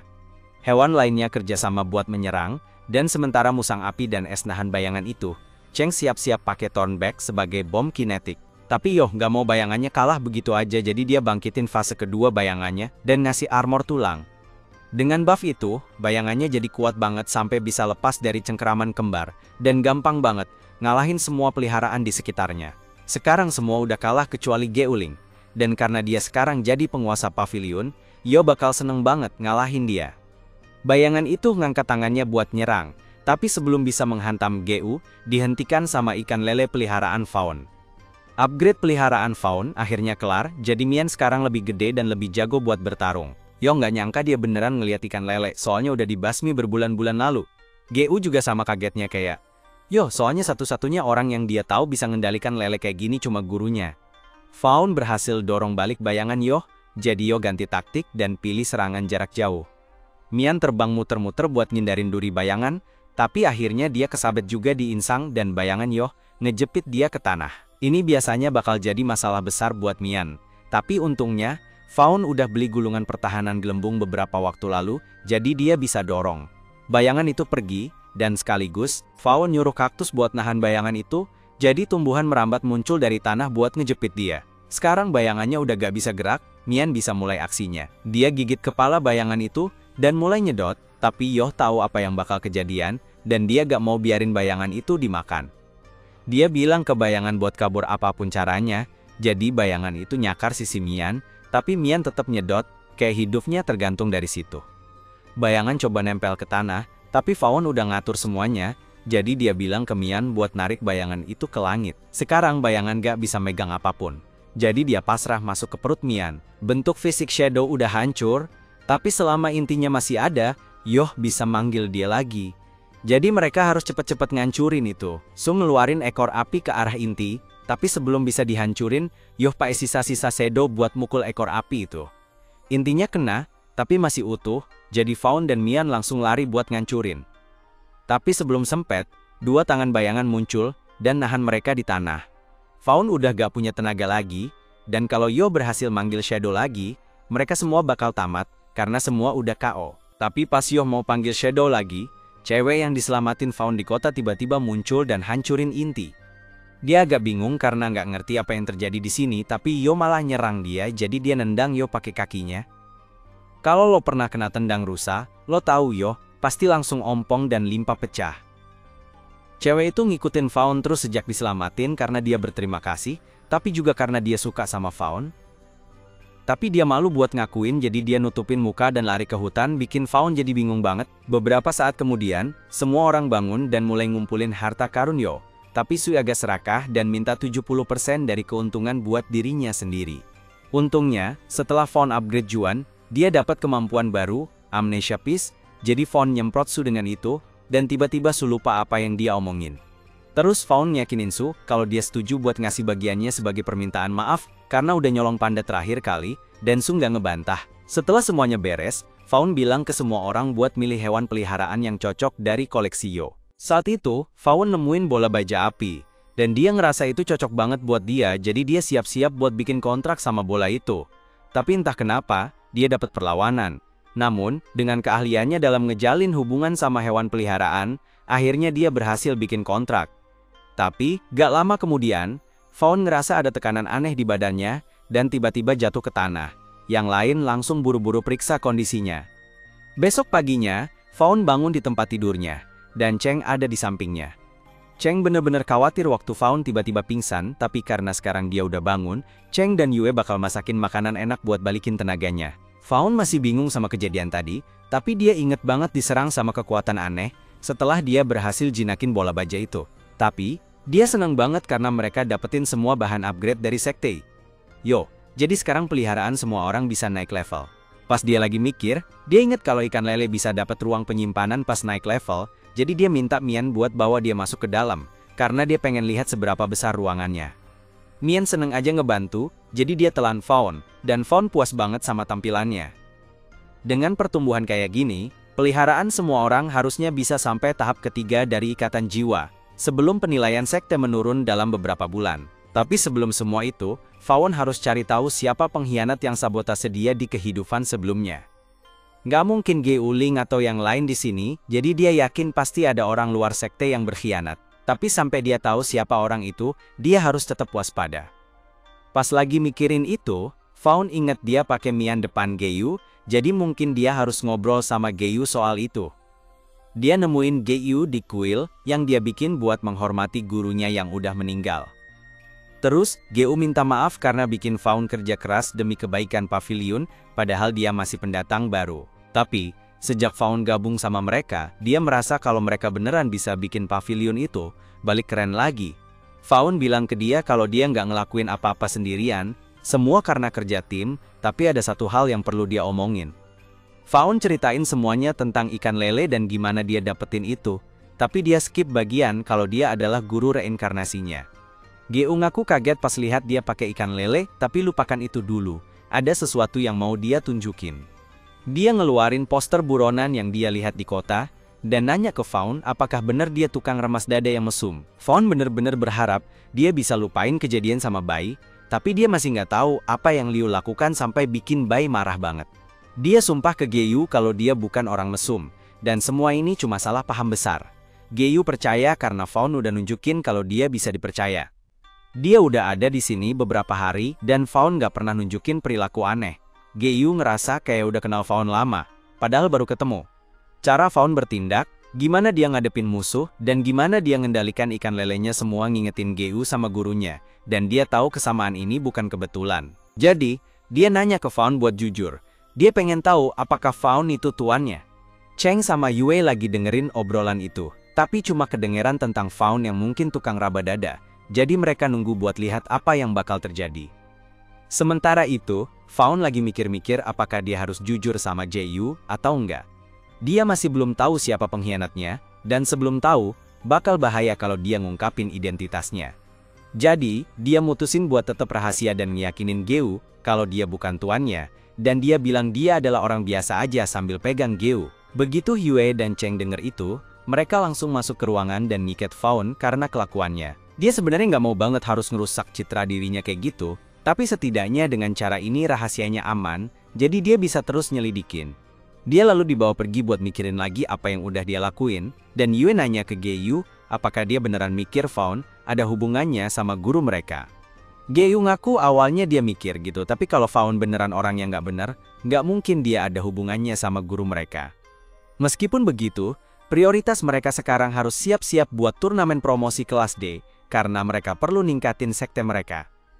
Beberapa hari kemudian, akhirnya waktunya turnamen dimulai. Dan rombongan bakal jalan-jalan naik babi ini. Dia kelihatan semangat banget, tapi belum pernah naik sebelumnya, jadi malah nabrak pohon. Geyu minta maaf karena nggak bisa nyediain transportasi yang lebih oke buat mereka, tapi anggaran mereka bener-bener tipis, jadi ini yang paling bagus yang bisa mereka dapat. Akhirnya, mereka berangkat juga, dan semuanya lumayan tegang, soalnya mereka udah kerja keras buat siapin diri untuk hari ini. Semua kelompok lain bakal kumpul di pulau kompetisi, dan biasanya cuma sekitar 4 atau 5 kelompok sekte yang ikutan tiap tahun. Tiba-tiba, Fawn sadar kalau ada yang ngikutin mereka, tapi ternyata cuma cewek domba dari sebelumnya. Dia udah lama ngintipin Fawn, tapi setiap kali Geyu coba ngobrol, dia jadi malu dan kabur. Geyu mikir cewek itu emang pemalu, jadi nggak perlu khawatir dia ngikutin mereka. Mereka lanjut jalan ke pusat ujian. Pas sampai di sana, mereka kaget lihat banyak orang kumpul. Pas lagi jalan ke meja pendaftaran, peserta lain mulai hina mereka, dan Cheng mulai kesal banget, tapi Geyu bilang biarin aja. Akhirnya, mereka sampai di meja pendaftaran, dan Geyu kaget senang, ternyata pemeriksanya adalah teman lamanya, Master Lee. Lee seneng banget lihat dia dan Geoling jalan ke meja pendaftaran. Tapi sebelum itu, Geoling nanya kenapa tahun ini pesertanya banyak banget. Lee bilang itu gara-gara pavilion Ling Xiao, tapi Geoling nggak paham maksudnya. Lee jelasin kalau setelah pavilion Ling Xiao merosot, banyak sumber dayanya dicuri sama kelompok penjahat yang nggak dikenal. Berkat bahan-bahan yang mereka curi, mereka bisa ikut ujian promosi. Para penjahat itu malah ngejek pavilion karena gampang banget dijadiin sasaran. Tapi Lee nyuruh semuanya diem. Terus dia ngomong ke Geoling, meskipun dia sebenarnya males bilang ini, cuma ada 8 tempat di daftar, jadi kalau Geyu mau pavilionnya ikut turnamen, mereka harus bertarung sama faksi lain buat nentuin siapa yang bisa lolos. Semua faksi di sana mulai ngetawain pavilion karena mereka pikir anggotanya terlalu lemah buat ngasih perlawanan yang layak, apalagi dengan pemimpin kayak Geyu yang dianggap lemah. Tapi, Fawn maju ke depan, dan nanya apakah dia ingat nama-nama faksi yang ngerampok pavilion mereka. Geyu bilang itu Hongfu, Guangxiao, Chengnan, dan Yiyang yang bertanggung jawab, jadi Fawn manggil mereka. Fawn inget banget sama faksi Hongfu dan pemimpinnya, Wang Fugui. Beberapa tahun lalu, kelompok Hongfu dirampok, jadi Wang datang ke Fawn minta bantuan. Kalau bukan karena kebaikan Fawn ke Wang, kelompok Hongfu mungkin udah bubar sekarang, tapi Wang cuek aja. Ngurusin kelompok itu bisnis kejam, dan operasi ganti rambut. Nggak murah, jadi dia harus ngelakuin apa yang harus dia lakuin. Begitu dia lihat kesempatan buat ngerampok pavilion, dia langsung gas, tanpa rasa bersalah.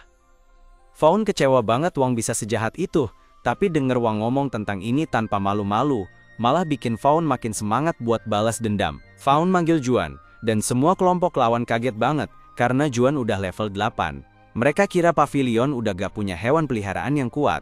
Wang nyemangatin anak buahnya buat tetap fokus, karena menurutnya satu anjing gak bakal bisa ngalahin mereka bertiga. Tapi, gak lama kemudian, semua hewan peliharaan mereka kena ikat sama sulur kaktus yang udah di-upgrade, dan Juan langsung lari buat pipis di Wang. Dengan level baru Juan, dia dapat kemampuan Poison Pi, jadi Wang gak punya banyak waktu sebelum efeknya mulai. Dia langsung teriak manggil kelompok kriminal lain, buat bantuin ngalahin Fawn. Tapi sayangnya, dia tahu kalau semua anggota pavilion udah naikin level hewan peliharaan mereka, dan bisa ngalahin faksi-faksi lain dengan mudah. Fawn langsung narik Wang dari kerah bajunya, dan nuntut biar dia, sama faksi-faksi lain yang udah ngerampok pavilion, balikin semua yang mereka curi dengan bunga 200%. Pemimpin faksi lain ketakutan banget sampai langsung setuju buat bayar pavilion, dan Wang bilang dia bahkan mau jadi orang yang selalu mendukung Fawn asalkan Fawn mau ngilangin racunnya. Fawn mulai ngerasa kasihan, karena Wang kelihatan makin jelek dengan bibir ungu kayak bebek, jadi dia lempar Wang ke tanah dan suruh Juan buat semprotin dia pakai pipis detoksifikasi. Lee beneran kagum sama kekuatan pavilion itu. Terus, Gara-gara 4 faksi yang bikin masalah udah keluar dari turnamen, pavilion itu aman deh dapat tempat di daftar peserta. Faksi-faksi yang lanjut dari pusat ini adalah Pavilion Lingxiao, Gerbang Wandu, dan Studi Beimu. Pas itu, Cheng nyadar kalau Su ada di situ dan kaget banget karena ternyata dia anggota Studi Beimu. Faun juga tadinya mikir Su itu pelatih yang nggak punya faksi, tapi Su dengan bangga bilang kalau wajar aja kalau orang sekuat dia gabung sama faksi. Tapi dia agak kaget ngelihat Faun dan yang lainnya udah banyak kemajuan sejak terakhir kali dia ketemu mereka. Dia mengakui kalau mereka kuat, jadi dia nanya apa mereka mau bikin aliansi sama kelompoknya. Begitu dia ngomong gitu, pemimpin faksi Wangu langsung lihat ini kesempatan buat punya sekutu kuat, jadi dia juga nawarin aliansi. Tapi, Su nolak karena dia ngerasa faksi Wangu terlalu lemah. Ini bikin pemimpin Wangu marah dan Faun milih untuk nggak ikut campur, karena dia nggak mau cari musuh sebelum turnamen mulai. Pas banget, Master dari Beimu langsung bilang Su buat diem, dan Su langsung berhenti ngomong jelek karena dia nggak mau bikin Master itu marah. Faun penasaran banget karena ternyata pemimpin faksi Beimu adalah seorang nenek-nenek, tapi kelihatannya dia kuat banget jadi Faun gak bisa ngeremehin dia. Semua peserta dikasih tahu kalau mereka harus segera menuju pulau tempat turnamen, jadi mereka harus naik burung kucing masing-masing. Beberapa detik kemudian, sebuah Catfinch mendarat di depan anggota pavilion. Yuri panik banget karena dia belum pernah naik hewan peliharaan sebesar ini sebelumnya, tapi yang lain kayaknya gak terlalu masalah. Setelah sampai di pulau, mereka disambut oleh penguji lain yang namanya Liu, dan dia kaget banget ngelihat pavilion Lingxiao ada di sini. Li cerita kalau mereka bakal ikut turnamen tahun ini, dan Gu sekarang jadi pemimpin baru pavilion. Liu buru-buru kasih tahu Gu kalau dia ngefans banget sama pavilion itu. Dulu pavilion ini jadi jago banget di bawah pimpinan Master Faun, dan dia selalu bisa ngalahin lawannya dengan skill yang luar biasa. Tapi sayangnya, setelah Master Faun meninggal, pavilion ini jadi meredup. Gi bilang ke Liu kalau mereka ada di sini buat balikin kejayaan pavilion itu lagi.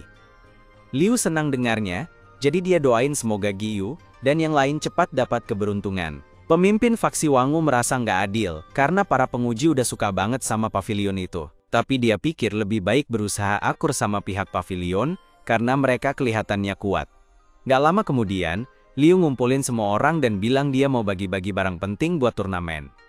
Dia ambil cincin dari salah satu hewannya dan pasang di pergelangan tangan Giyu. Dia lalu jelasin kalau itu hewan baru yang dikembangin sama Li. Namanya Consonance, dan kalau pemain pakai gelang dari kepala Consonance ini, bisa ngumpulin data real time, jadi pengawas bisa pantau tiap pemain. Dia kasih tahu semua orang ada 3 aturan di turnamen ini. Kamu harus selalu pakai gelangmu, nggak boleh jatuh ke air, kalau nggak kamu bakal didiskualifikasi. Dilarang menyerang siapapun yang sudah menyerah.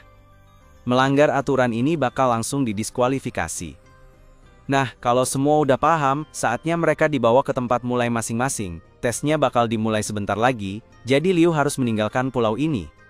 Tapi sebelum pergi, dia bilang ke Gu kalau dia benar-benar berharap pavilion bisa bangkit lagi. Sementara itu, keluarga Bai lagi menuju ke pusat ujian. Begitu sampai, Bai Tanshu menyapa Liu. Tanshu itu supervisor kompetisi ini, jadi dia minta maaf karena telat. Dia juga bawa adik perempuannya, Bai Liansu, soalnya dia bilang pengen lihat-lihat. Liansu dengar ada yang ngomong soal pavilion Lianzhou tadi. Dan dia inget dulu mereka itu faksi kelas B, tapi sayang banget sekarang, mereka harus mulai dari nol lagi. Liu nggak percaya sama keluarga Bai soalnya ada gosip yang bilang kalau kematian Master Faun gara-gara ada orang dari keluarga mereka. Tapi Tanshu bilang gosip itu nggak bener. Dia yakin banget keluarganya nggak bakal ngelakuin hal sekeji itu buat bunuh seorang master. Dan Liu mulai minta maaf banget karena udah ngomong hal jelek soal keluarga Bai. Tanshu bilang dia nggak masalah karena dia paham dari mana asal gosip-gosip itu. Waktu kejadian itu, kedua kubu Bai dan Lingxiao sama-sama di kelas B, jadi wajar aja orang-orang mikir mereka lagi bersaing. Tapi Tanshu beruntung banget bisa berduel sama Master Faun sebelum dia meninggal, dan walaupun mereka seumuran, Master Faun itu kuat banget sampai Tanshu nggak ada harapan menang. Dia cuma bisa hormat sama orang itu, jadi apa yang terjadi benar-benar disayangkan. Selain itu, kompetisi bakal dimulai, jadi Liu minta Tanshu keluar buat ngumumin mulainya turnamen. Pulau itu mulai berubah. Jadi sebuah arena besar, dan semua alat pelacak diaktifkan buat ngikutin peserta. Ada alat pelacak besar di atas gunung yang ngeluarin banyak bola bercahaya, dan bola-bola itu tersebar di seluruh pulau. Liu jelasin ada 500 bola semuanya, dan peserta bakal dapat poin buat setiap bola yang mereka kumpulin. Begitu 300 bola udah dikumpulin, fase berikutnya dari turnamen bakal dimulai. Tapi Liu agak heran, karena kelihatannya ngumpulin bola doang terlalu gampang. Tapi pas Gewi taruh satu bola di samping cincinnya, bola itu diserap, dan 1 poin nambah ke total mereka. Fase berikutnya dari turnamen dimulai, dan peserta bakal dapat poin. Jadi mungkin emang segampang itu. Dia terus lihat ada bola lain di dekat situ, jadi dia mau ambil. Tapi sebelum bisa diambil, ada hewan kecil kayak tikus yang ambil duluan terus kabur. Bola-bola lainnya di pulau itu juga mulai hilang, jadi tim lain pasti udah mulai ngumpulin juga. Dia khawatir kalau mereka nggak cepat bertindak, semua bola bakal diambil. Jadi Fawn punya rencana. Mengingat ada cuma 500 bola di pulau itu dan fase berikutnya bakal dimulai setelah 300 bola terkumpul, mereka harus ngumpulin 20 bola buat jamin tempat di posisi atas. Itu berarti setiap anggota harus ngumpulin minimal 5 orb, dan mereka semua bakal kumpul lagi di sini setelah fase ini selesai. Sementara itu, di pusat ujian, Tanshu dan Lianshu lagi jalan-jalan, dan Lianshu terkesan banget sama seberapa cepat tim-tim ini ngumpulin orb. Dia kaget banget sama satu tim, karena ada anggota yang udah ngumpulin 18 orb. Kayaknya binatang consonance ini buat sekte Qianyuan, dan Liu pikir mereka menarik banget karena mereka pakai celah di aturan buat ngumpulin orb dengan cepat. Simbol merah di consonance itu berarti mereka udah lepas cincin mereka, tapi sesuai aturan, selama mereka pasang lagi dalam waktu 3 menit, mereka nggak bakal didiskualifikasi. Begitu kelompok Qianyuan nemu celahnya, mereka kasih cincin ke hewan peliharaan mereka, biar bisa ngumpulin orbs buat mereka, dan ini berjalan dengan baik. Terus tiba-tiba, ada cowok namanya Shang Liu muncul sambil bawa semua hewan peliharaan mereka, dan dia punya, apa gitu, buat peliharaan, jadi dia bisa ngalahin semua anggota sekte Qianyuan. Di ruang kontrol, Lianshu kaget banget lihat semua anggota sekte Qianyuan kena sekaligus.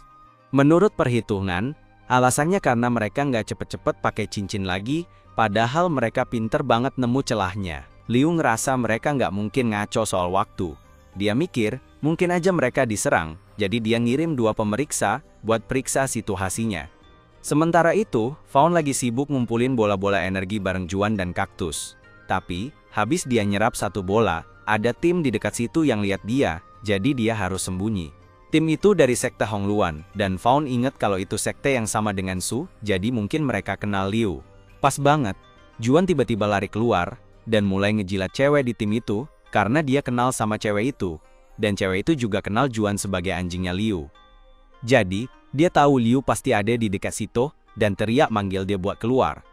Di tempat lain, Ge Yuling baru aja nemu bola ajaib. Ge Yuling senang banget ketemu Duan Ye lagi, dan nanya dia ngapain di sini, tapi sebelum itu dia pastiin dulu, kalau Duan Ye bukan anggota geng pecundang ini.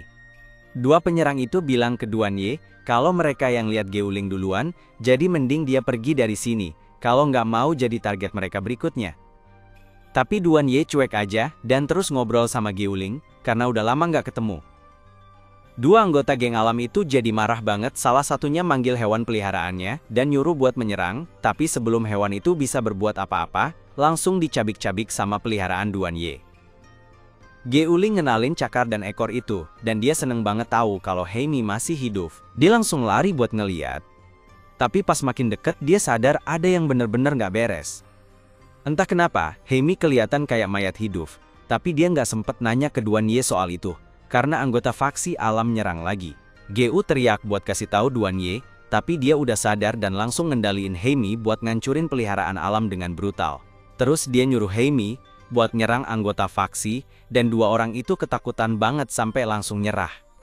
Dan sesuai aturan, Duan Ye nggak boleh nyakitin mereka setelah mereka nyerah. Aturan-aturan itu nggak bilang apa-apa soal nakut-nakutin mereka, jadi Duan Ye nyuruh Heimi buat ngeluarin ledakan kecil yang nggak berbahaya deket muka mereka.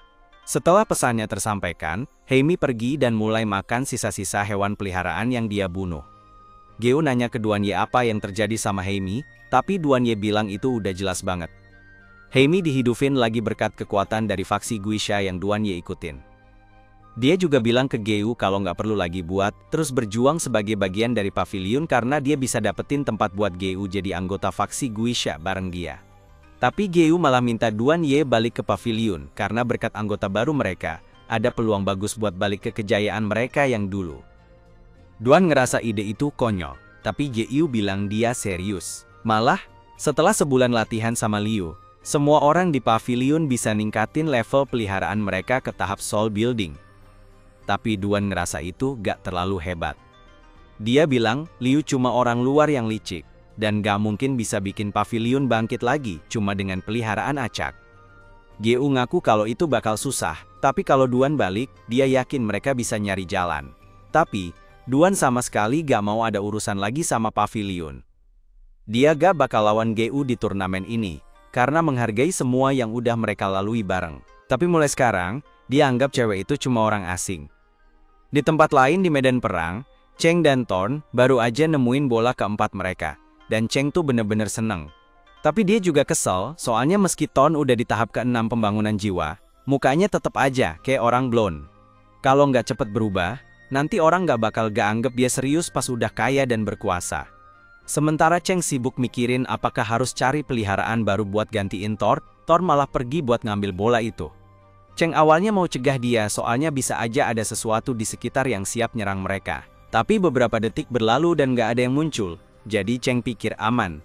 Tapi pas dia mau ambil orb itu, tiba-tiba ada cowok muncul entah dari mana, dan minta orb itu diserahin. Cheng langsung ngukur tinggi badan si cowok dan nyimpulin kalau dia pasti lebih muda banget dari dia, jadi dia penasaran gimana caranya dia sampai di situ. Cheng nanya, apakah dia adiknya penguji atau gimana, tapi Nitian bilang kalau dia itu pemimpin dari kelompok kuil yang super keren dan gak terkalahkan. Cheng agak susah percaya, karena nama kelompoknya kekanak-kanakan banget, jadi dia mikir mungkin ini cuma anak kecil lemah yang ngaku-ngaku jadi pemimpin kelompok. Dia nyerap orb itu tepat di depan Nitian dan bilang kalau Nitian gak bisa ngapain Pain.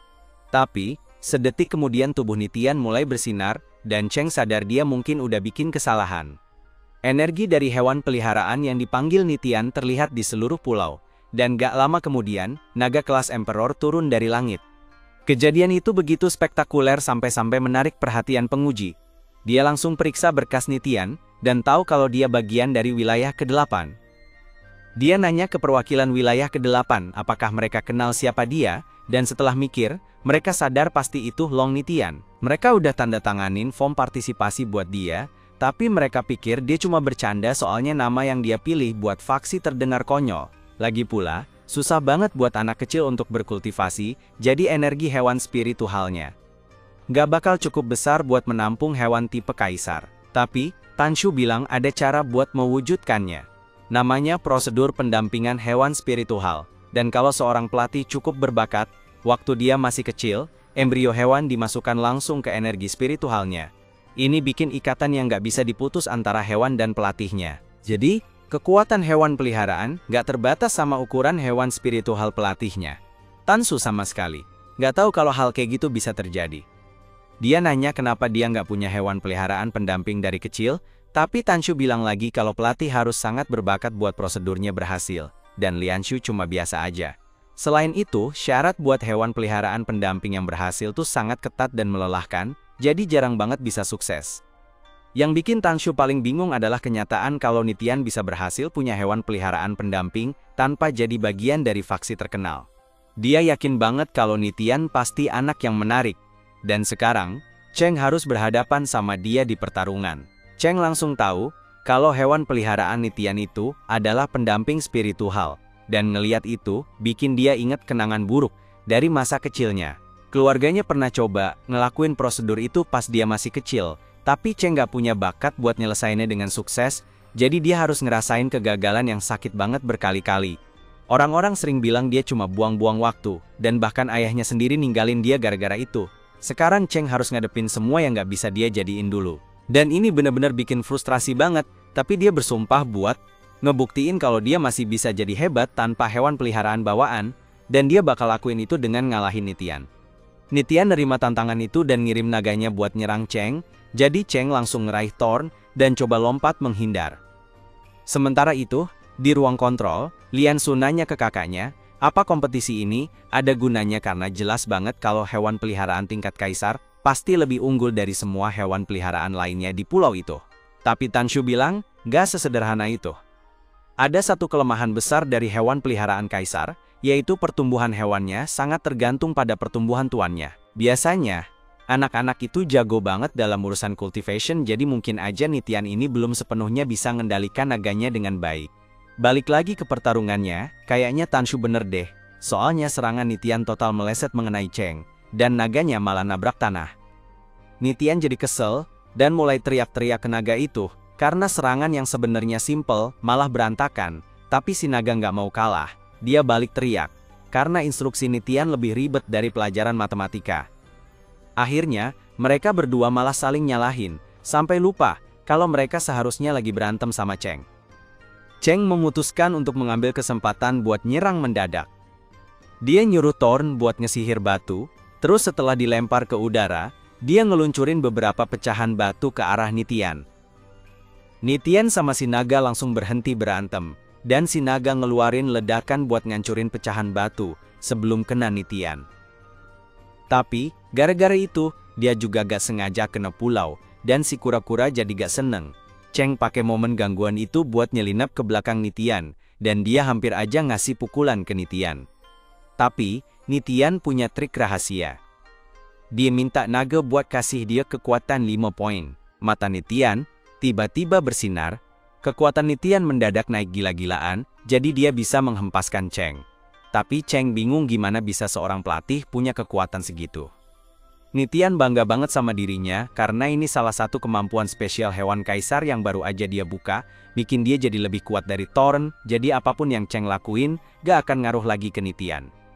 Cheng coba mukul Nitian pas dia lagi sombong soal kekuatannya, tapi Nitian gampang banget nangkep tangannya dan mukul balik Cheng.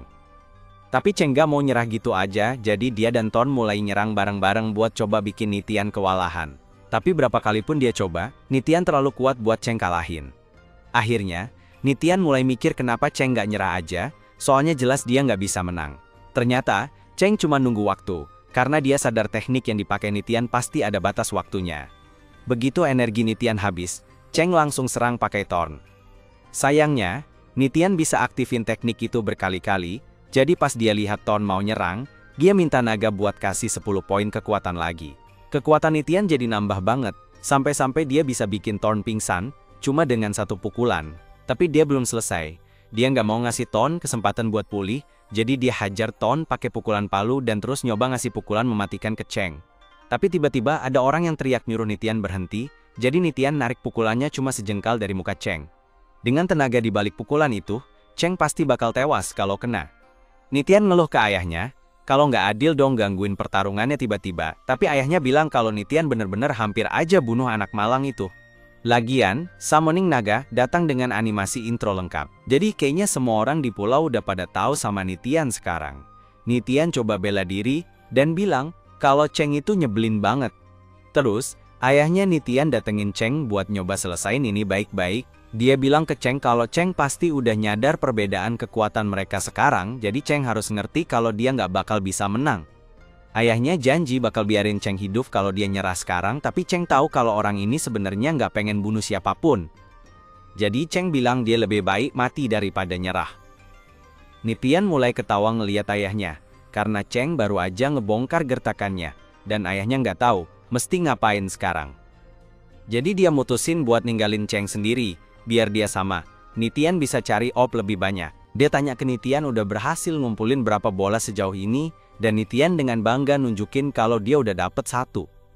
Ayahnya Nitian mulai angkat tangan, dan waktu Cheng lihat ini, semua trauma dari ayahnya yang sering mukulin dia langsung kebayang lagi. Jadi dia kira ayahnya Nitian mau mukul dia cuma karena dapat 1 bola aja. Tapi ternyata ayahnya Nitian tuh ayah yang baik. Jadi dia malah ngucapin selamat ke Nitian karena berhasil dapetin 1 bola, dan Nitian kelihatan seneng banget. Ngeliat ini bikin Cheng jadi sedih dan iri karena Nitian punya kekuatan yang dulu dia gak bisa dapetin waktu kecil. Tapi dia juga punya ayah yang sayang banget sama dia, jadi hari ini Cheng banyak banget dapet pelajaran. Thorn bisa lihat kalau Cheng lagi sedih, jadi dia coba bikin Cheng senang lagi. Cheng pun sadar kalau terus-terusan sedih, gak ada gunanya. Jadi dia bangkit dan bilang ke Nitian kalau suatu hari nanti dia bakal jadi cukup kuat buat ngalahin Nitian. Nitian pun janji bakal kasih dia kesempatan tanding. Sementara itu, Yue dan Panda belum nemuin masalah besar. Berkat bantuannya Panda, Yue berhasil ngumpulin semua orbs yang dia butuhin. Walaupun Panda kelihatan agak bete, Yue ngerasa dia bisa diandelin. Terus, Yue ngeliat cahaya orbs yang hilang satu-satu, artinya ada orang lain yang lagi ngumpulin tuh. Yue sempat mikir buat ngadepin mereka, tapi dia udah punya cukup orbs buat lolos ujian, jadi dia males ribet. Tapi sebelum Yue sempat pergi, si panda udah duluan jalan ke arah lawan-lawannya, jadi Yue harus ngikutin dia. Sayangnya, ternyata ada 3 orang di sini, dan Yue gak yakin bisa ngadepin 3 orang sekaligus, jadi dia ragu buat nyerang. Tapi panda, di sisi lain, udah di luar sana nuntut para cewek buat ngasih orbs mereka. Yue ngerasa aneh kenapa cewek-cewek itu pegang orbs di tangan mereka, bukannya nyerap ke dalam gelang, padahal itu kan tujuan dari tantangan ini. Tapi cewek-cewek itu tetap gak mau ngasih orbsnya, jadi panda marah, dan nyerang cewek berambut hijau. Ini bikin cewek-cewek itu gak punya pilihan lain, jadi mereka semua manggil hewan peliharaan mereka, dan nyerang balik. Sayangnya, meskipun hewan peliharaan mereka imut, mereka juga sangat lemah, jadi panda memukul mereka semua dalam sekejap. Yue mulai merasa nggak enak, karena cewek-cewek itu sekarang ketakutan sama panda, tapi ini masih kompetisi, jadi dia bilang kalau mereka kasih bola mereka, dia bakal ngelepasin mereka. Tapi, cewek-cewek itu minta banget biar Yue nggak ambil bola mereka, karena kalau diambil, teman mereka Yanmei bakal mati. Kayaknya situasinya ribet banget, jadi Yue duduk bareng mereka, biar bisa jelasin semuanya. Cewek-cewek itu bilang ke Yue kalau mereka adalah grup idola baru dari rumah Kinyu. Jadi, guru mereka nyuruh mereka ikut kompetisi ini buat cari perhatian. Semua diaturin sama dia sebelumnya, dan dia bilang kalau cuma ikut aja udah cukup, jadi nggak usah khawatir soal menang. Tapi, mereka nggak nyangka kalau master hewan peliharaan lainnya di sini ternyata jahat banget. Walaupun cewek-cewek ini nggak ada ancamannya, mereka tetap diserang, dan hewan peliharaan mereka nggak bisa diandelin buat bertarung, jadi mereka nggak bisa ngelawan. Dan lebih parahnya lagi, ada orang jahat yang menculik Yanmei dan minta mereka kasih 5 orbs kalau mau Yanmei balik dengan selamat. Yanmei udah cukup dengar cerita ini, jadi dia minta cewek-cewek itu tunjukin di mana orang jahat itu biar dia bisa urus. Para cewek berterima kasih banget sama Yue karena udah bantuin mereka, jadi mereka bawa Yue ke tempat Yanmei disekap. Pas sampai, si cowok kaget mereka balik secepat itu. Dia nanya apa mereka udah berhasil ngumpulin bola yang dia minta. Tapi ternyata, mereka cuma dapat 3 bola, bukan 5, jadi si cowok ancam bakal bunuh Yanmei di situ juga karena mereka gagal. Dia perintahkan binatang peliharaannya, seperti ulat itu, buat menjepit kepala Yanmei sekuat tenaga. Tapi sebelum kepala Yanmei meledak, para cewek langsung minta dia berhenti, karena mereka tahu cara buat bikin dia menang. Ini bikin si pria langsung fokus, jadi dia berhenti menekan kepala Yanmei, dan nonton dengan semangat ketika salah satu cewek merogoh ke dalam lengan bajunya. Tapi itu cuma pengalihan buat ngasih waktu ke panda buat nyelinap ke arahnya, dan panda berhasil narik peliharaan dari Yanmei buat ngejaga dia aman. Begitu si pria sadar dia lagi diserang, dia nyuruh peliharaannya buat balas menyerang panda, tapi dengan satu pukulan, panda langsung menghancurkan seluruh tubuh peliharaan itu, bikin si pria bengong.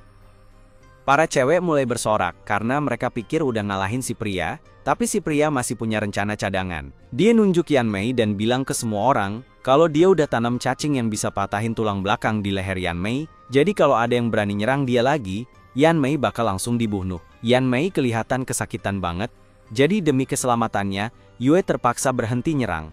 Orang itu sekarang ngerasa menang, jadi dia jalan ke arah Yue dan bilang kalau Yue bisa pilih, lihat Yanmei mati, atau biarin dia tanam cacing di leher mereka semua, biar bisa jadi alatnya. Dan kalau beruntung, setelah turnamen selesai, mungkin dia bakal lepasin mereka. Dia bilang ke Yu buat cepet-cepet milih karena dia nggak punya banyak waktu, tapi kata-kata itu bikin Yue keinget kejadian dulu. Sebelum dia gabung ke pavilion, dia sama tim lamanya pernah dibantai, tapi dia masih sadar. Orang yang bikin itu semua malah main-main sama dia. Dia suruh Yue milih satu orang yang bisa keluar hidup-hidup, salah satu dari 2 temennya atau dirinya sendiri. Yue akhirnya milih dirinya sendiri, dan sejak hari itu dia ngerasa bersalah banget, tapi sekarang dia nggak mau hal yang sama kejadian lagi. Energi merah mulai mengalir dari tubuh Yue pas dia ngelempar cacing dari tangan si pria. Sebelum dia bisa bereaksi, cewek itu udah duluan muter tangannya, dan menjepit kepalanya di antara pahanya buat ngehantem dia ke tanah. Yue akhirnya bikin cowok itu pingsan, jadi cacing yang dia tanam di leher Yanmei kehilangan cengkeramannya, dan panda bisa ngeluarin cacingnya tanpa nyakitin dia. Semua cewek-cewek lega banget Yanmei akhirnya aman, jadi mereka langsung lari buat peluk dia. Tapi pas mereka mau ngucapin terima kasih ke Yue atas bantuannya, mereka sadar ada yang salah sama Yue karena dia ngomong ngelantur, nyuruh pergi, terus pingsan di lantai. Ngeliat itu, mereka semua buru-buru ngecek Yue, dan pas dia akhirnya bangun, dia kelihatan baik-baik aja, tapi dia nggak inget sama sekali apa yang baru aja kejadian. Dia tanya ke cewek-cewek itu, apa yang terjadi sama cowok itu. Mereka jelasin kalau Yue yang bikin cowok itu pingsan, dan mungkin dia bakal pingsan lama. Yue kaget denger kalau dia yang bikin cowok itu pingsan, karena dia gak inget udah ngelakuin itu. Tapi karena masalahnya udah kelar, dia bener-bener harus balik ke timnya sekarang, jadi dia pamit ke cewek-cewek itu. Tapi, sebelum dia pergi, mereka nanya Yue dari kelompok mana. Setelah Yue bilang dia dari Pavilion Ling Xiao, mereka kasih bola-bola yang mereka kumpulin ke Yue, dan bilang, ada sesuatu yang mau mereka minta. Mereka udah gak mau ikutan kompetisi lagi, jadi setelah semuanya selesai, mereka minta izin ke Yue buat gabung di pavilionnya, dan Yue seneng banget mau nerima mereka. Di ruang kontrol, gubernur dapat daftar semua faksi yang ikutan dan skor mereka, dan sekte kedamaian lagi di posisi pertama. Lianshu penasaran pavilion ada di posisi berapa, jadi dia nanya, dan dikasih tahu kalau pavilion ada di posisi ke-7 dengan 16 poin, yang mana itu keren banget. Tapi ada kabar buruk juga, karena pas beberapa instruktur nyelidikin hilangnya faksi Tianyan, mereka nemuin kalau semuanya udah dibunuh. Lianshu kaget banget denger ini, tapi si gubernur malah lebih kecewa. Dia sadar ada orang yang curang, bunuh peserta tanpa kena eliminasi. Kalau dibiarkan, makin banyak yang bisa bahaya.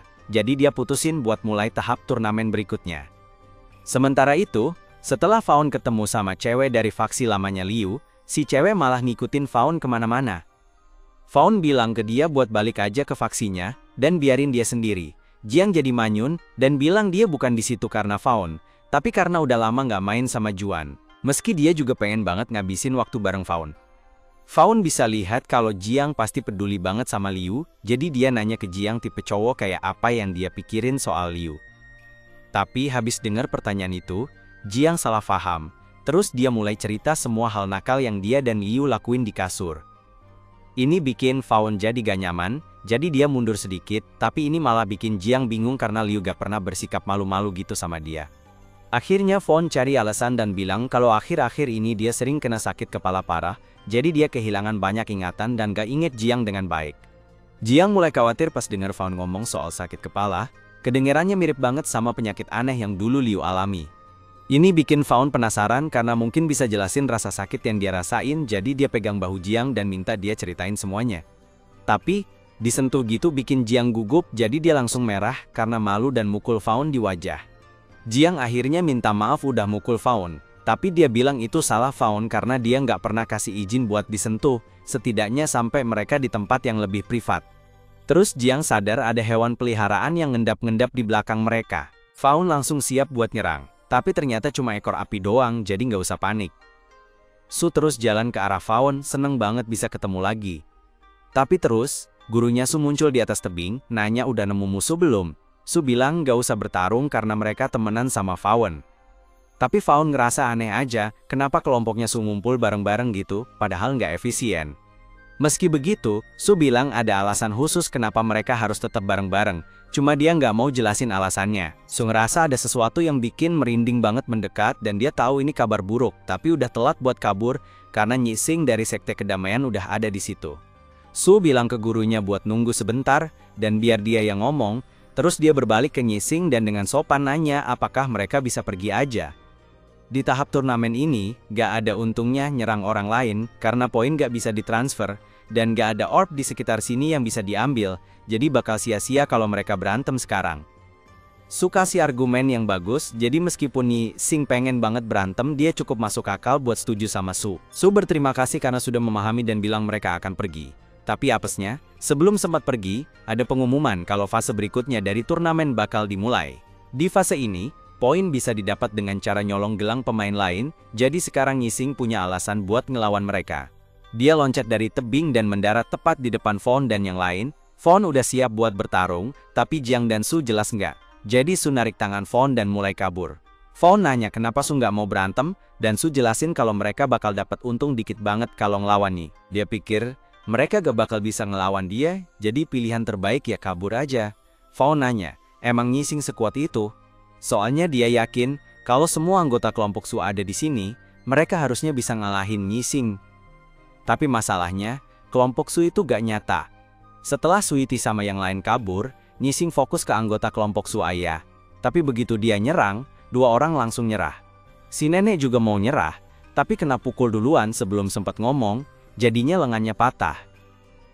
Gak nyangka mereka semua nyerah, tanpa sempat manggil hewan sekalipun. Dia nuduh mereka ngeledek dia, tapi ketiganya minta ampun ke Nyixing, karena mereka sebenarnya bukan pelatih hewan beneran.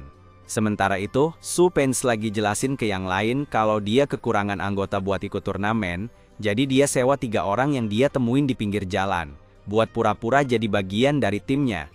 Fawn bilang Su bodoh, karena dia malah ngebahayain orang-orang tak bersalah, dan Su sadar kalau dia salah, tapi sekarang dia cuma bisa berharap ketiganya bisa nyerah tepat waktu, sebelum Nyixing ngelakuin sesuatu ke mereka.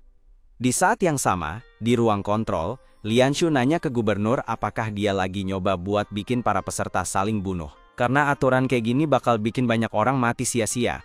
Tapi si gubernur bilang tujuan aturan baru ini bukan buat bikin peserta saling berantem. Balik lagi ke Nyixing, dia udah ngambil gelang dari ketiga anggota faksi palsu itu, tapi dia kesel banget pas tahu kalau mereka gak punya poin sama sekali.